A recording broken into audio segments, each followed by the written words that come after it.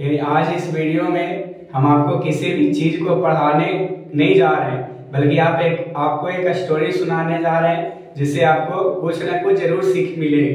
तब ध्यान से सुनते जाइए। एक किसान था जो एक पक्षी लोरीकीट को पाल रखा था। लोरीकीट एक पक्षी का नाम है।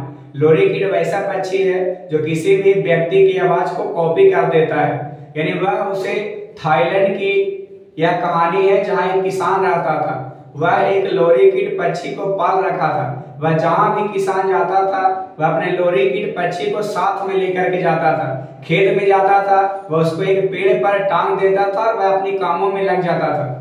और जब वह एक समय की बात है कि उसने जब घर से गया उस लोरीकीट को पेड़ के शाखा पर टांग दिया तो देखा कि उसमें एक पक्षी आ गई है। लोरीकीट एक वैसा पक्षी था जो आदमियों की बातों को तो नकल करता ही था, कुछ अपने से भी बोल देता था।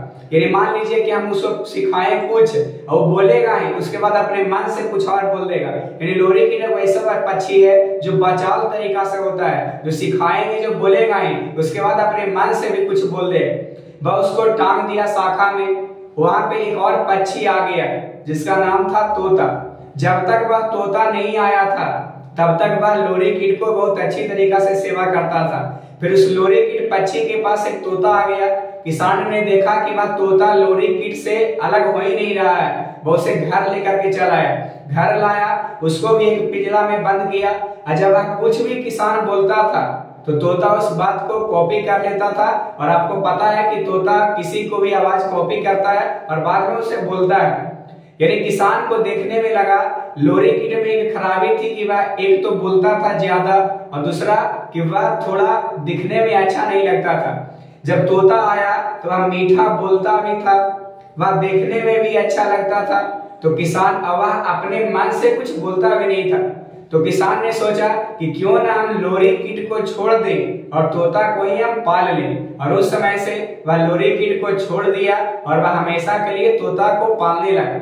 यानी इस कहानी में हम आप लोग को यही बताना चाहते हैं कि आपके जीवन में ना ज्यादा आप बोलिए ना ज्यादा आप चुप रहिए। यानी जितना आपको जरूरत हो उतना, यानी न ज्यादा वर्षा नहीं ज्यादा धूप, यानी जितना समय आए उसी के हिसाब से। उसके बाद दूसरा कि वह तब तक आपको इज्जत मिलेगा जब तक कि आपसे कोई बेस्ट नहीं आ जाए। जैसे ही आपसे कोई बेस्ट आएगा आपको छोड़ दिया जाएगा। तो आपसे यही विनती है कि अगर जो आप पढ़ने में तेज है तो आप इसको मेंटेनेंस को बनाए रखिए। अगर जो आपके पास ढेर सारा पैसा है तो आप इस मेंटेनेंस को बनाए रखिए। अब देखते होंगे कि कई भी कोई फिल्म किसी का हिट होता है, वह एक फिल्म चलता है उसके बाद वह डाउन हो जाता है। यानी इससे क्या पता चलता है कि भाई अपने आप को मेंटेनेंस में नहीं रख रहा है। यानी एक पानी को एक जगह छोड़ देने से वह खड़ा हो जाता है। तो इस कहानी से यही शिक्षा मिलता है कि ना ज्यादा बोलना चाहिए और ना ही हमें अपने मेंटेनेंस को खोना चाहिए।